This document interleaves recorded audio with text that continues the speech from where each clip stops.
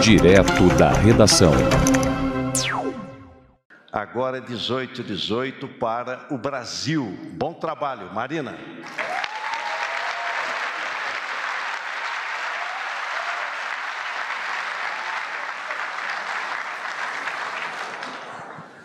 Muito obrigada. E agora com vocês, a ministra Marina Silva.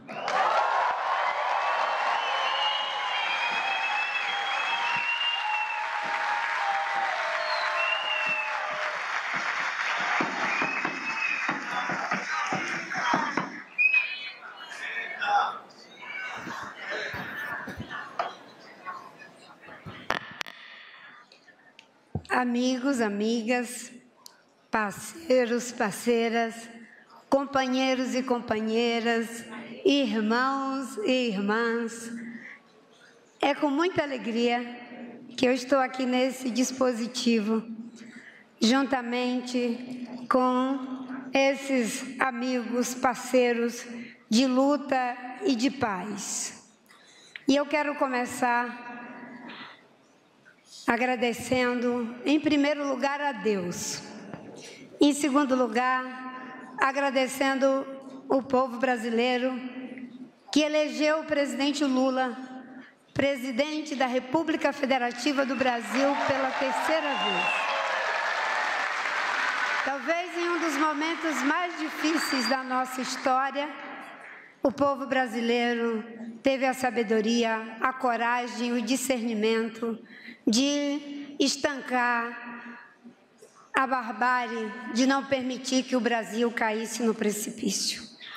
Agradeço ao presidente Lula de, pela terceira vez, ter me convidado para contribuir com a política ambiental brasileira. Uma alegria que tenho, sem desconhecer o peso da responsabilidade dessa tarefa, sobretudo nesse momento da história do nosso país. Mas a presença de todos vocês é a demonstração de que essa tarefa não é minha. Essa tarefa é de um povo, é de uma sociedade, é de uma visão política que agora se coloca à altura do desafio que o mundo está a exigir de nós e da condição que o Brasil tem de responder a esse desafio. Minha querida Edel, representando aqui os povos tradicionais, do movimento de todas as populações tradicionais que nos ajudou na transição e que coloca aqui a sua bandeira com a sua poronga para iluminar os caminhos e rememorar a irmã Dorothy, Chico Mendes, Ivaí Gino, Dom Filipe e tantos que nos deixaram tombando nessa luta, minha querida Joênia e Soninha. Quero cumprimentar aqui também meu companheiro de jornada da luta socioambiental e do Ministério do Meio Ambiente, quando em 2003, 2008 assumimos aquele desafio, meu secretário executivo, João Paulo Capobianco, que também retorna comigo ao Ministério. Minha querida jovem indígena, que representa aqui a luta dos povos indígenas, mas também os movimentos sociais de um modo geral, e sobretudo a força da juventude, e que nos representou tão bem na ONU, e que é motivo de orgulho para todos nós. Tchai Suruí, filha da minha amiga Neidinha Candidé e de Almir Suruí. Quero cumprimentar Verônica Sanches, da Agência Nacional de Águas, e dizer, Verônica, que o nosso governo e o presidente Lula têm um apreço muito grande pelo respeito à lei e o funcionamento correto das instituições e que, portanto, você está investida da função que ocupa por um mandato de lei e será respeitada por esse mandato que ocupa.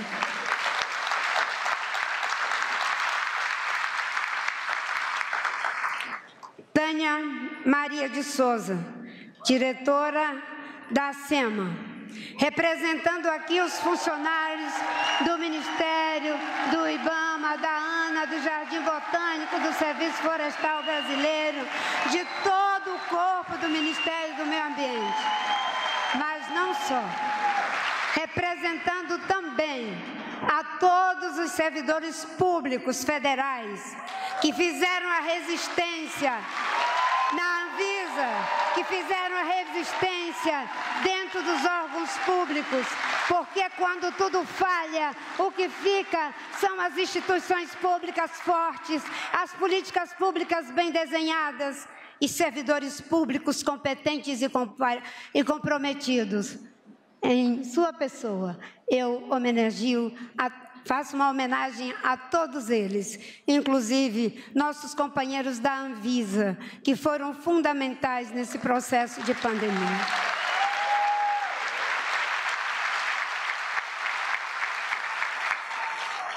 Senador veneziano Vital do Rego, presidente do Senado em exercício, muito obrigada por nos honrar com sua presença.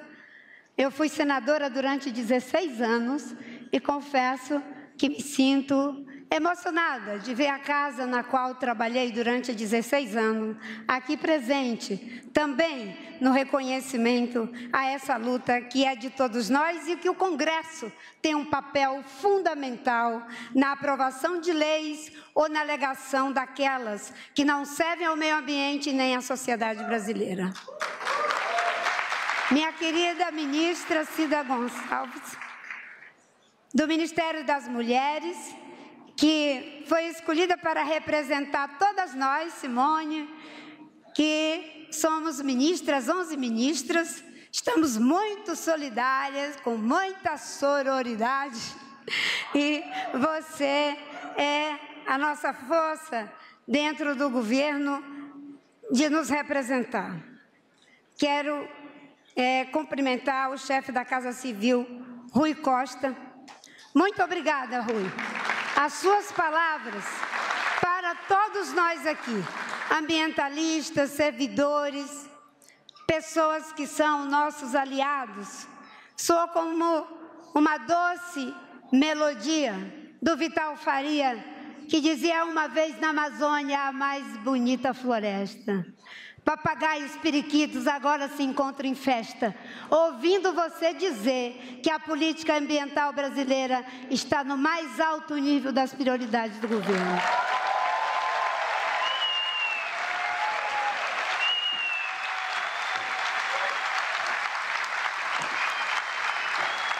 Querida Rosângela Lula da Silva, muito obrigada, Janja, pela sua presença. Você faz um gesto de estar aqui conosco, eu sei que você tem se esforçado para estar com todas nós. É muita posse, viu, Ricardo Galvão? A gente sai de uma, viu, Ana Tônia, e vai para outra.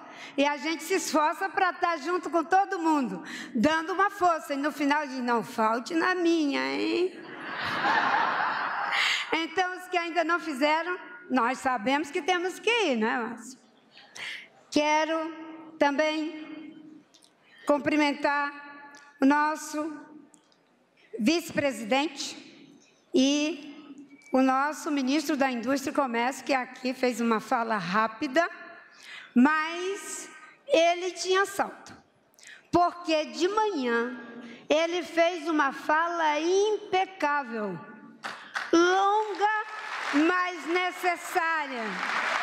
E nós falamos, é a primeira vez que o vice-presidente faz uma fala longa. E quando terminou o discurso, nós dissemos longa, porém extremamente necessária. Muito obrigada, vice-presidente, pela sua coragem, pela sua lealdade, pela sua capacidade de olhar de baixo para cima para ver o que está acima de nós e caminhar com Lula e assegurar, junto com todos nós, a frente ampla, os que estavam no primeiro momento, no segundo, no terceiro, até a reta final, não é? Para que a gente pudesse vencer com a nossa democracia. Eu confesso para vocês que eu sou melhor no improviso. Eu não sou muito da leitura, mas hoje eu vou ler o discurso. Tenham paciência comigo, porque eu preciso dizer algumas coisas que são fundamentais. Senão, como diz um jornalista que tenho amizade, eu entro no meu marinês castiço e não falo aquilo que tem que ser dito nesse momento tão importante da história do nosso país. Um discurso arrebatador, um discurso retumbante, nós já tivemos ontem. Foi o discurso do nosso ministro dos Direitos Humanos, o Silvio. Foi um dos discursos mais bonitos que eu já vi. Foi tão bonito que eu me esqueci da compostura de estar no dispositivo de honra e me peguei me levantando de uma vez e fazia assim para a plateia. Levanta, levanta. E todo mundo foi levantando. Foi algo fantástico. E eu liguei para a Gleice Hoffmann, não foi, Gleice? E disse, Gleice, esse discurso tem que ser editado. E a gente tem que mandar para todos os ministros, para todos nós, ouvirmos mais de uma vez. Porque isso é o combate à desigualdade. Senhoras e senhores, todos que aqui representam o corpo diplomático, meu querido Frei Beppe, não sei se o Frei Davi está aqui, meu querido... Cadê o Frei Davi? Está aí? Oi, o Frei Davi, meu irmão. Não sei se o Padre Júlio Lancenotti está aqui, mas quero dizer que estou muito feliz com a presença de vocês. Não sei se o meu querido pastor Daniel também está aqui, meu querido pastor Levi também está aqui, aqueles que têm fé, os que não têm fé, que professam outras crenças, porque esse Brasil assegura a liberdade de crer e de não crer, de ter a liberdade de ser quem você é. E eu estou aqui muito feliz com vocês, meus irmãos. Eu quero, além da Cida, que já mencionei, cumprimentar todas as nossas colegas ministras também, na Soninha Guajajara, na minha querida Joênia Apixana, que encerra seu mandato, e a Soninha agora é nossa ministra dos povos indígenas, e todos os senhores deputados, na pessoa do deputado Túlio Gadelha, que aqui representa 100% da bancada da Rede Sustentabilidade.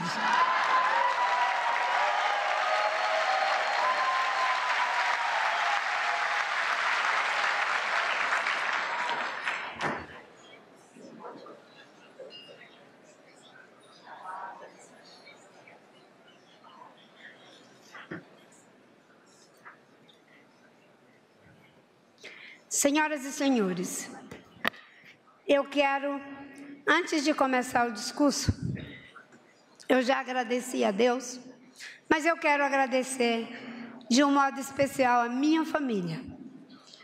Meu marido Fábio Vaz de Lima está aqui, minha filha Shalom, minha primogênita, meu genro Felipe, minha filha Maiara, meu filho Danilo, meu futuro genro Arthur. Olha, Arthur, a intimidação.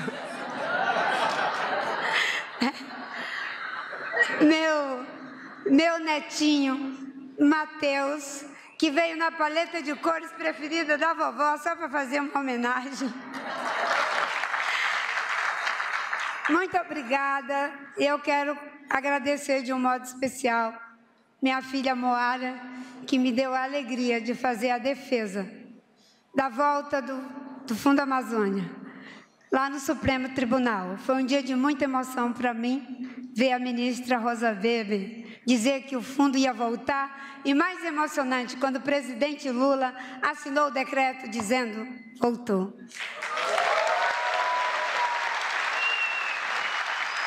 Senhoras e senhores, quero em primeiro lugar agradecer a presença de vocês nessa cerimônia. Sei que muitos vieram de longe e que muitos carregam a esperança e a reivindicação de que tenhamos um novo momento para a gestão socioambiental em nosso país.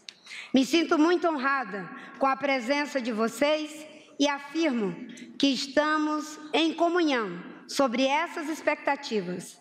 Digo ainda que chego a este momento com um misto de sentimentos.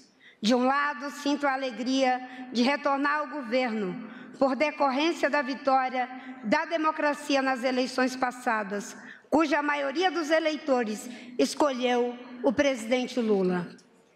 Essa mesma alegria me inundou já no histórico dia 1º de janeiro de 2023, quando a emocionada passagem de faixa para o presidente Lula foi feita por aqueles que, de fato, deles emana o poder e para eles é exercido.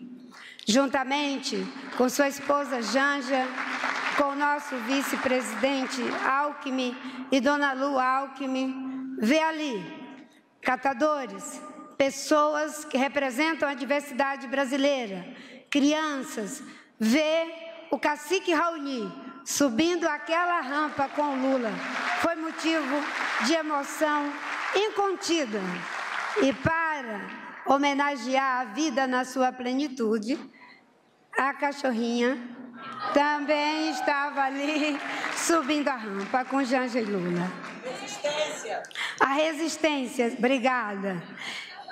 É um misto de sentimento, porque também sou tomada pela preocupação e o estarrecimento e a tristeza em ver que este palácio onde agora nos reunimos foi palco nos últimos anos de vários atos contra a própria democracia, contra o povo, contra a ciência e a saúde, contra o meio ambiente, contra os interesses estratégicos e econômicos do Brasil, enfim, contra a própria vida.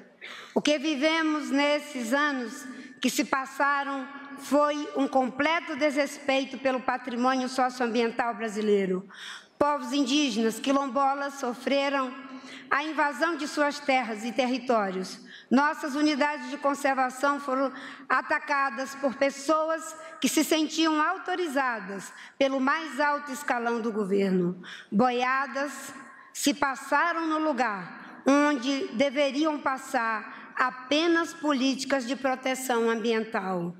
O estrago não foi maior porque as organizações da sociedade e os servidores públicos, vários parlamentares, querido Molon, querido Rodrigo Agostinho, Tato, Joênia e tantos que eu não consigo citar aqui todos, que se colocaram à frente de todo esse processo de desmonte e, sobretudo, servidores públicos e também setores do judiciário, que junto com essa sociedade corajosa se colocaram à frente como verdadeiros anteparos da resistência da luta ambiental brasileira.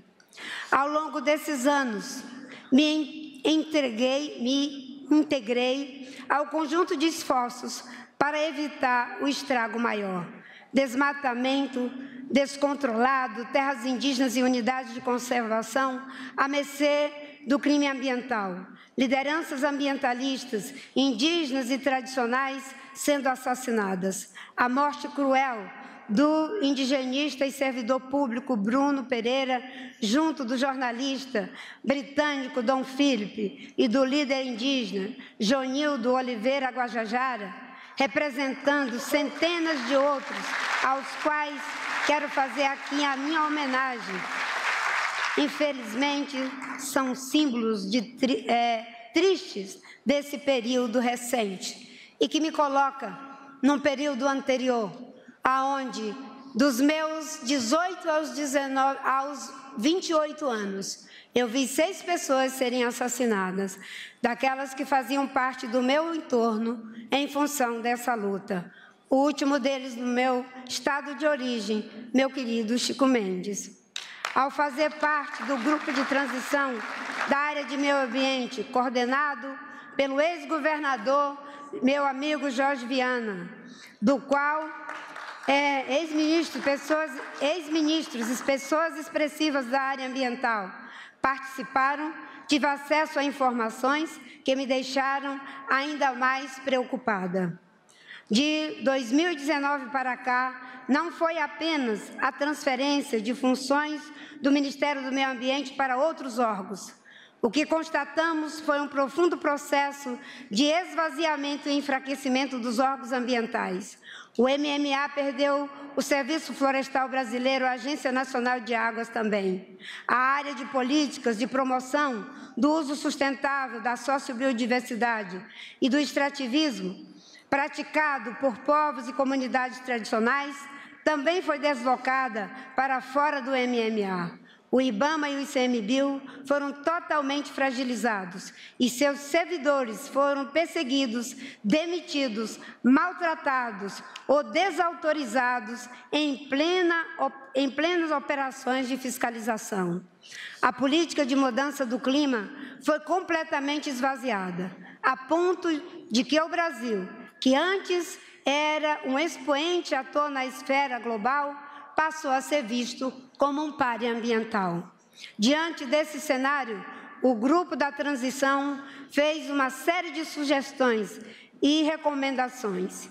E mesmo antes do convite do presidente Lula, eu já me inteirava de todas essas questões como membro do GT e procurei agir rapidamente para que pudéssemos, já no primeiro dia do mandato do presidente Lula, apresentar uma série de medidas em prol da política ambiental e climática, isto é, em favor da vida, da proteção das florestas, da biodiversidade, do desenvolvimento com sustentabilidade econômica, social e cultural. Entre as medidas tomadas está o acréscimo ao nome do Ministério, que agora se chama Ministério do Meio Ambiente e da Mudança do Clima, permanecendo a mesma sigla, MMA. Esse aumento nominal tem uma razão que não é retórica. A emergência climática se impõe. Queremos destacar a devida prioridade daquele que é, talvez, o maior desafio global vivido presentemente pela humanidade. Países, pessoas e ecossistemas mostram-se cada vez menos capazes de lidar com as consequências e, comprovadamente, os mais pobres são os mais afetados. O governo brasileiro, que sempre foi protagonista nessa discussão, não se furtará a exercer esse papel de liderança nacional e internacional por meio do Ministério do Meio Ambiente e de todos aqueles que agora também têm essa agenda internalizada em suas pastas, graças à nossa política de transversalidade, assim estabelecida pelo presidente Lula. Essa diretriz passa por recuperar, fortalecer e criar arcabouço institucional em prol de uma governança climática robusta e articulada, de forma a tratar o tema com a necessária transversalidade, com a participação de todas as instâncias governamentais na esfera federal, estadual e municipal, bem como de representantes de toda a sociedade brasileira, do setor produtivo, acadêmico, científico, da sociedade civil, das nossas populações tradicionais. O Brasil tem um enorme desafio para honrar os compromissos assumidos no Acordo de Paris. Trata-se da área em que houve retrocesso, principalmente devido ao aumento da emissão decorrente do desmatamento, que se acirrou nos últimos 4 anos. Para lidar com esse desafio, é essencial que toda a governança sobre mudança do clima possa evoluir.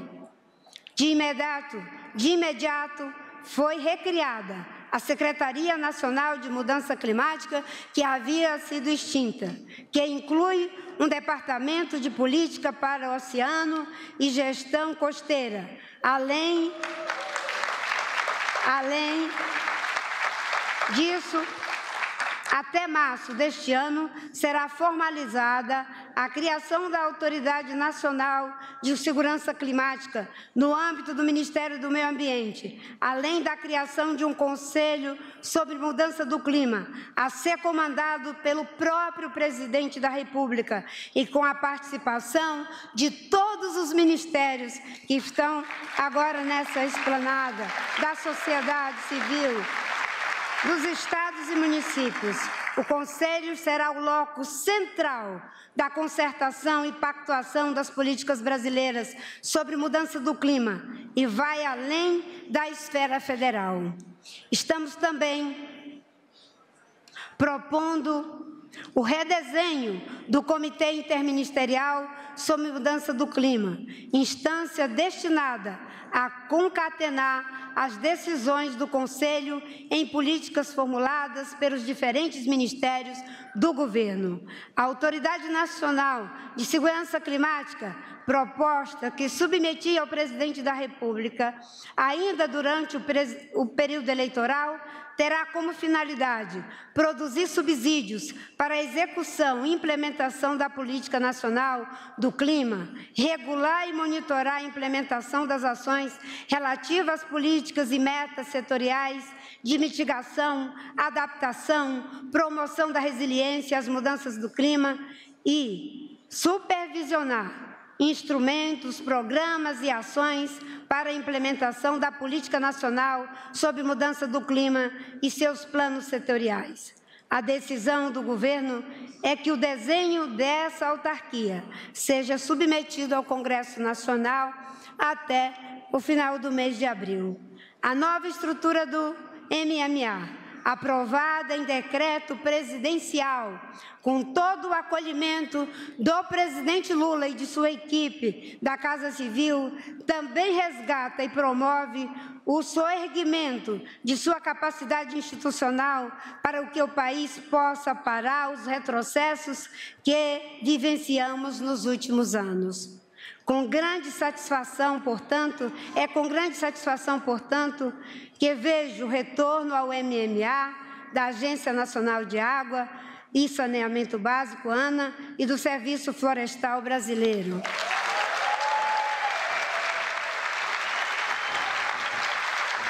Da mesma maneira, retorna ao MMA a competência da gestão compartilhada de recursos pesqueiros e da promoção da gestão ambiental no meio rural, assim como das políticas de fortalecimento do papel dos povos e comunidades tradicionais na gestão de seus territórios, tão preciosos para a conservação e a proteção da biodiversidade. Retorna também a gestão da Política Nacional de Recursos Hídricos e inauguramos o Departamento de Proteção e Defesa dos Direitos Animais. Cadê a Vanessa aqui? O governo do presidente Lula, com o decreto da nova estrutura do MMA, põe fim à usurpação dessas funções que tinham o objetivo de, diga-se a verdade, de enfraquecer a gestão pública na área ambiental. Essa nova estrutura está em consonância com o aparato constitucional e legal que orienta as políticas públicas ambientais. Portanto, vinculados ao MMA estão o IBAMA, o ICMBio, o Jardim Botânico do Rio de Janeiro, a Agência Nacional de Águas, o Serviço Florestal Brasileiro e, mais à frente, se Deus quiser, teremos a Autoridade Nacional de Mudança Climática. Dentro dos ministérios, dentro do Ministério agora, a Secretaria Extraordinária de Controle do Desmatamento e Ordenamento Territorial e Fundiário. Vou fazer um pequeno parêntese. Nos primeiros governos do presidente Lula, nós começamos o PP Sedan. Era um grupo de pessoas dentro da Secretaria de Biodiversidade, que era o Capô, que estava à frente. Os companheiros, à época, tínhamos a Secretaria da Amazônia, e transversalmente o Ministério se mobilizava. Mas era quase que um grupo informal. Nós levamos para que a direção, o comando político fosse feito pelo Planalto. Porque nós, os ministros, se Deus quiser, né, Fávaro, vamos trabalhar muito conjuntamente. Mas nós não temos o poder 100% de convocação. Quem tem o poder 100% de convocação é o presidente da República. A política transversal para funcionar, pastor Caio, que estou vendo agora aqui, a política para funcionar é o comando do presidente. Veja que ele deu um comando e todos nós estamos trabalhando. Então, para poder dar conta, né, de tudo isso, nós criamos agora uma secretaria. É uma secretaria extraordinária de combate ao desmatamento, para dar suporte a essa agenda. Continua na Casa Civil o comando político do Rui e da nossa secretária executiva ali nos ajudando também, a Miriam e demais colegas. Continua o comando político, o suporte executivo do Ministério do Meio Ambiente, mas antes eram 13 ministérios, agora serão, acho que mais ou menos 17, para que a transversalidade dê conta de tudo que foi feito de destruição desse plano. Por que extraordinária? Quando eu sugeri isso, não foi nada original. Eu me inspirei, cadê o Paulinho Teixeira? No Ministério Extraordinário do Desenvolvimento Agrário. Por que extraordinário? Porque quando a gente fizer, se Deus quiser, a reforma agrária, quando a gente resolver os problemas, não precisa mais do Ministério, correto? E eu disse, viu, Rodrigo Agostinho, a secretaria vai ser extraordinária, porque quando alcançarmos a meta, que vem lá do governo ainda da presidente Dilma, não é? E que o presidente Lula assume com muita coragem e determinação, quando chegarmos ao desmatamento zero, não precisa mais ter a secretaria. Quando for feita a destinação das áreas para terras indígenas, unidade de conservação, consolidação para a produção sustentável, porque nós temos que ter uma economia diversificada, não tem mais a necessidade da secretaria. Então, esse secretário, ele sabe que a taxa de sucesso dele será medida no dia que o presidente Lula extinguir a Secretaria Extraordinária de Combate ao Desmatamento e Ordenamento Territorial e Fundiário. E todos nós vamos trabalhar para que ele perca esse emprego, certo? Que não é dos mais fáceis, né? E o nosso presidente ganha o Prêmio Nobel da Paz. O Ministério, como já havíamos mencionado, pretende dar destaque ao papel dos povos e comunidades tradicionais, tal como está expresso na Política Nacional de Desenvolvimento Sustentável de Povos e Comunidades Tradicionais, instituída por meio do Decreto 6.040 de 2007, que foi assinado pelo então presidente Lula em seu segundo mandato, e também por mim, que à época estava à frente do Ministério. Outra inovação fundamental é a criação da Secretaria de Bioeconomia. Não sei se o Carlos Nobre está aqui, mas criamos uma Secretaria de Bioeconomia, sendo o Brasil uma potência ambiental, portador de uma imensa biodiversidade, sobre a qual há o riquíssimo conhecimento tradicional associado. Acreditamos que é fundamental investir no uso sustentável desse enorme patrimônio. O papel dessa nova secretaria é em conjunto com os outros órgãos do governo federal, é o de estimular a bioeconomia, que valorize a nossa sociobiodiversidade, nossos ativos ambientais, gerando renda, emprego e divisas. Temos muita expectativa com essa nova unidade do MMA, para que a gente possa fazer jus ao nosso compromisso de ajudar a tirar o Brasil do mapa da fome. Também teremos a Secretaria de Gestão Ambiental Urbana e Qualidade Ambiental. Na verdade, embora boa parte do patrimônio ambiental brasileiro esteja em áreas naturais, meu querido Nabil, é inegável a necessidade de termos políticas ambientais para o meio urbano. Portanto, estamos recuperando essa temática dentro do Ministério, que será desenvolvida em conjunto com outros ministérios e em forte parceria com o nosso Ministério da Cidade. Temos uma prioridade do presidente Lula. E isso, no dia que nós conversamos, o Padilha e a Gleice estavam juntos, e ele disse: Marina, eu quero uma atenção especial para o movimento de catadores. Essa secretaria, esse é um endereço em que o movimento de catadores tem no Ministério do Meio Ambiente.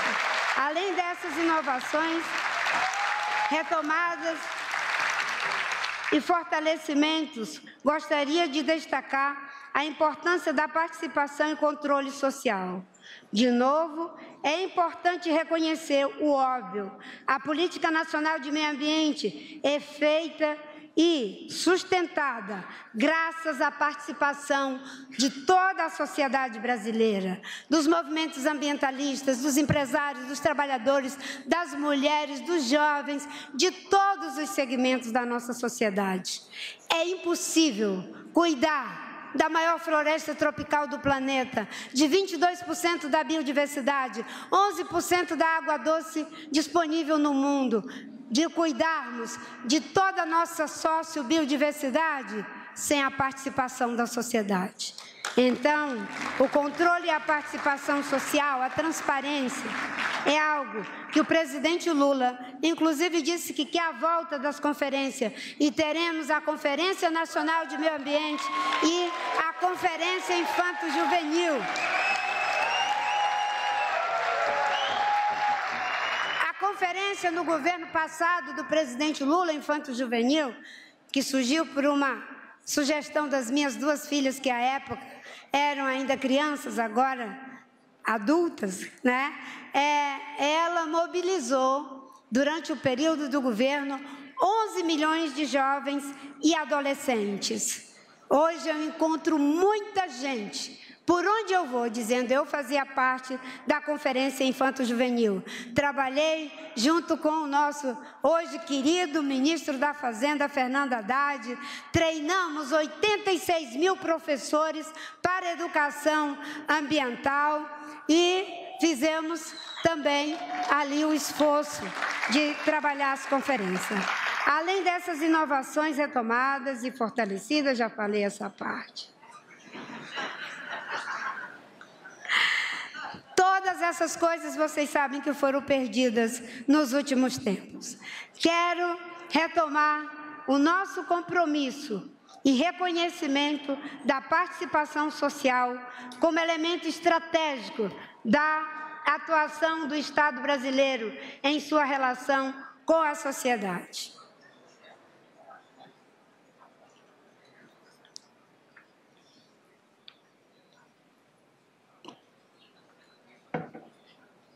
Obrigada, Bernardo.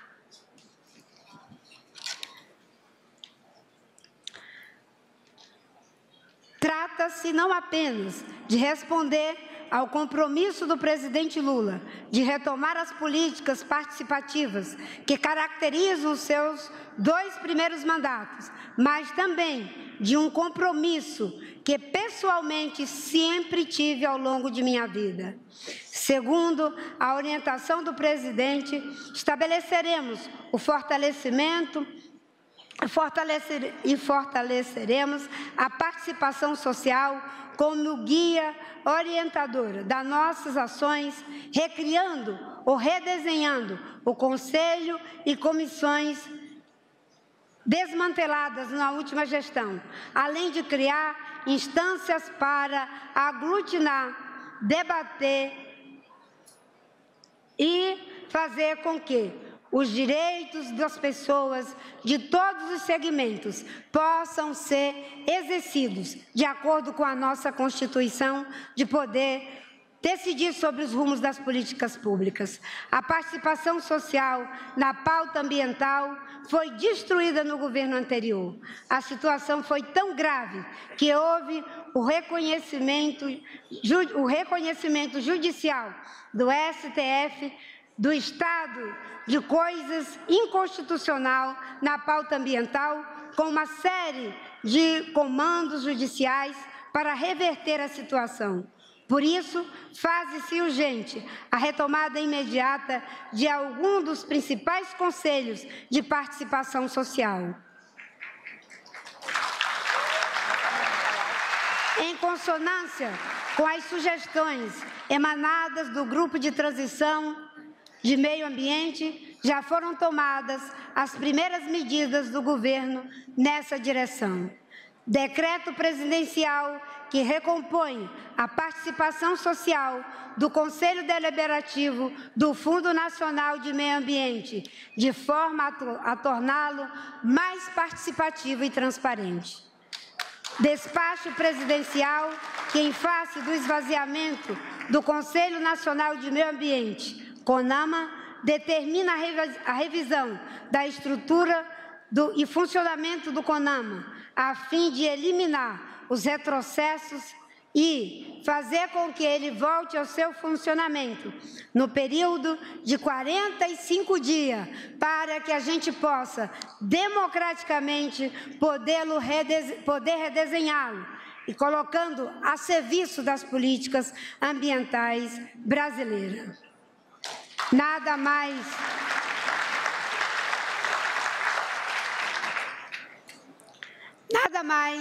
é emblemático do que essa atitude do presidente de fazer restabelecer o CONAMA, que foi uma criação do nosso querido professor Paulo Nogueira Neto, que nos deixou, ao qual rendemos aqui nossa homenagem.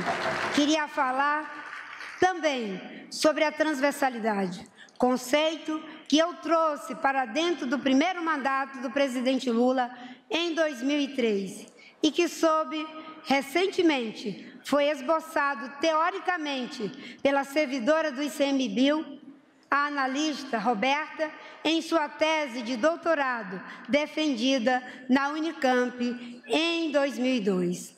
Naquele início de 2003, eu já sinalizava a importância que a política ambiental fosse tratada de maneira transversal dentro do governo. Foi com esse espírito que foi lançado em 2004 o Plano de Ação para a Prevenção e Controle do Desmatamento da Amazônia Legal, PPCDAM, com o objetivo de reduzir de forma continuada o desmatamento da Amazônia. O resultado desse programa foi que reduzimos o desmatamento em 83%. Evitamos lançar na atmosfera 5 bilhões de toneladas de CO2, o que fez com que o Brasil fosse o primeiro país em desenvolvimento a, no âmbito da Convenção do Clima, assumir metas de redução. 20 anos depois, é com satisfação que vejo o quanto a sociedade brasileira avançou nessa questão. Fico muito estimulada ao ver que diversos ministérios de nosso governo, que se inicia agora, incluíram em suas instâncias específicas para o trato da questão ambiental, refletindo a importância que o tema adquiriu nacional e internacionalmente. Vou citar aqui alguns, mas eu já pedi para a minha assessoria fazer o levantamento de todos os atos de posse e os que eu pude acompanhar, alguns, que já internalizou a questão da transversalidade, criando instâncias. Ministério de Ciência e Tecnologia e Inovação, Ministério do Desenvolvimento, Indústria e Comércio, Ministério da Fazenda, Ministério da Integração e Desenvolvimento Regional, Ministério da Justiça, Ministério das Relações Exteriores, Ministério da Agricultura, Pecuária e Abastecimento, Ministério da Pesca, Ministério dos Povos Indígenas, esses já são por natureza. Todos esses e outros, ontem eu vi no Ministério das Mulheres e lá no Silvio também, quando ele fez o seu pronunciamento. A transversalidade não é mais um desejo, um sonho, é uma realidade descrita nas estruturas organizacionais de todas as novas pastas da esplanada desse governo. Comprometo-me, por meio do ministério que tenho a honra de conduzir, a evitar todos os meus esforços para que essas letras escritas se traduzam em nossas práticas. O papel do MMA será O papel do MMA não é ser um entrave às justas expectativas de desenvolvimento econômico e social de nossa população, mas de um facilitador sem perda de qualidade para orientar a forma como essas demandas podem ser atendidas sem prejuízo da necessária proteção de nossos recursos naturais.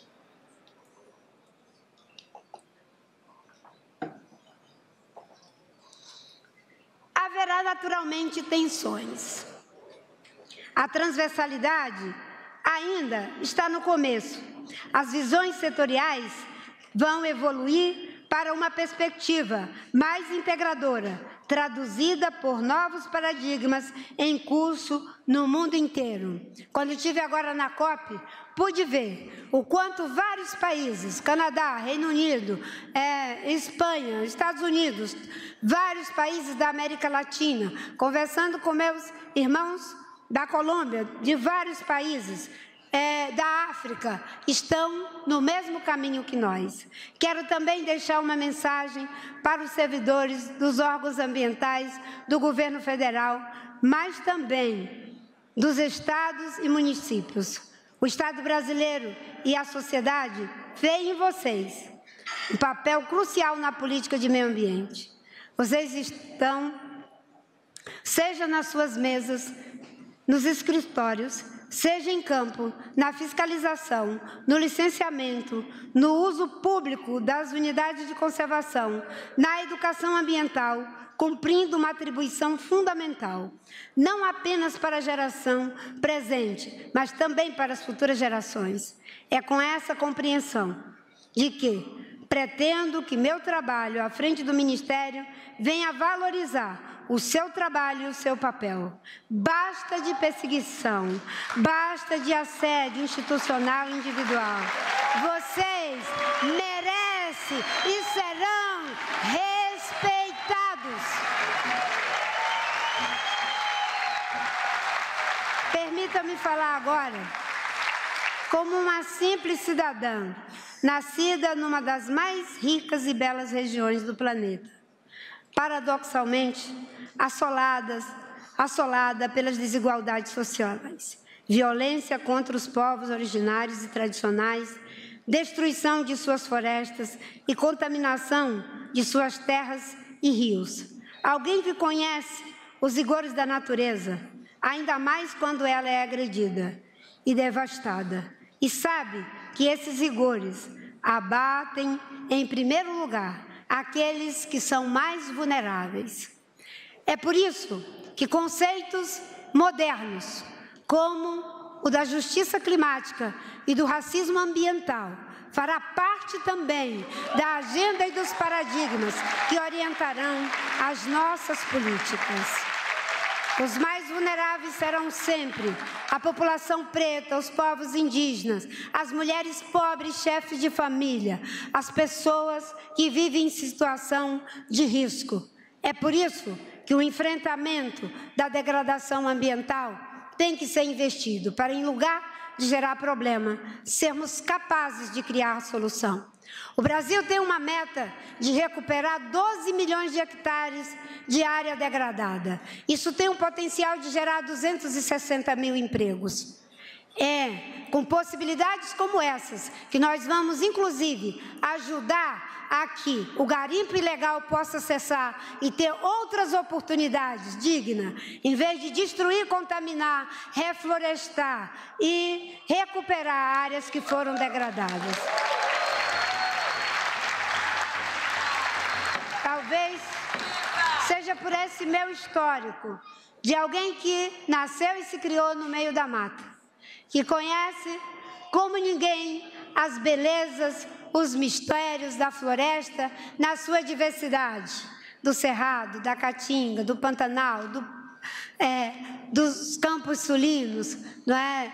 E eu queria dizer para vocês que talvez por isso é que sempre que assumir as funções, eu digo para a minha equipe, que estará comigo nessa jornada, nós devemos liderar pelo exemplo. Pessoas que formulam, que têm uma audiência fantástica do ponto de vista internacional, nós já temos, eu me inspiro e respeito muito. Faço aqui uma homenagem à minha querida Vandana Shiva, na Índia, uma homenagem a Wangari Maathai da África. Simbolicamente pego Al Gore nos Estados Unidos, mas são tantos, meu querido Thomas Lovejoy, que já não está mais aqui conosco, e tantas pessoas mundo afora, que deram grandes contribuições na formulação de políticas ambientais globais. Sempre dizia, vamos liderar pelo exemplo, e dessa vez não vai ser diferente. E é um exemplo que teremos que saber, por vontade e por necessidade, compartilhar a formulação, compartilhar a realização e, se Deus quiser, e o povo brasileiro e o governo do presidente Lula, compartilhar o reconhecimento de que o Brasil honrará todos os seus compromissos na agenda ambiental nacional e internacional. Não é fácil, é uma transição. Nós não vamos nos tornar agricultura de baixo carbono da noite para o dia, não é mágica. Não vamos fazer a transição energética da noite para o dia, não é mágica. Não vamos conseguir a reindustrialização de base sustentável da noite para o dia, não é mágica. Mas vamos colocar as pilastras num trabalho conjunto, unidos, todos nós. Vamos precisar de parceria no nosso continente, de parceria na Ásia, nos Estados Unidos, na África. Alguns para nos ajudar com acordo de cooperação tecnológica, com recursos financeiros, como já faz a Alemanha, a Noruega, no Fundo Amazônia, mas também uma grande quantidade de parceiros que nos ajudam com projeto direto, inclusive numa interação com os governos, não é, dos estados. Vamos ter uma ação que respeite o multilateralismo, mas vamos atuar internamente para que o Brasil volte, em lugar de ser um páreo ambiental, ser o país que vai nos ajudar a fazer com que a gente consiga finalizar o acordo com o Mercosul, que a gente consiga trazer os investimentos, que a gente consiga abrir os mercados para os nossos produtos, que a gente deixe de ser o pior cartão de visita para os nossos interesses estratégicos e passe a ser o melhor cartão de visita. Se as pessoas querem produtos de base sustentável, aqui deverá ser o endereço. Como eu disse, não é mágica, é trabalho, com humildade, com sabedoria, com cada um de nós, com os empresários, com os trabalhadores, com todo mundo. É com esse espírito que eu respondo agora a pergunta de alguns jornalistas. Eles dizem, Marina, você está pegando um dos maiores problemas. E eu vi numa reportagem um dia desse, no jornal em Berlim, que disse que existem os 10 maiores problemas do mundo e que esse nosso está entre os 10. Eu teria ficado de pernas bambas se fosse apenas uma pessoa. Mas isso não é uma pessoa, é um corpo de governo, é um povo, é uma sociedade, é uma imprensa que colocou e resistiu todo dia à agenda ambiental na prioridade de suas redações. Isso é uma visão civilizatória. A sustentabilidade não é uma maneira só de fazer, é uma maneira de ser, é uma visão de mundo, é um ideal de vida. Esses novos ideais identificatórios estão tomando conta do mundo. Os nossos filhos, os nossos netos já nascerão sustentabilistas. Uns serão conservadores, outros serão progressistas, uns capitalistas, outros socialistas. Mas todos serão sustentabilistas, porque sem a natureza a gente não vive. Só os negacionistas não reconhecem o imperativo ético dessa agenda. Muito obrigada, que Deus nos abençoe e nos ajude nesse imenso desafio. Viva a democracia, viva o nosso presidente Lula. Assina neste momento o termo de posse a ministra Marina Silva.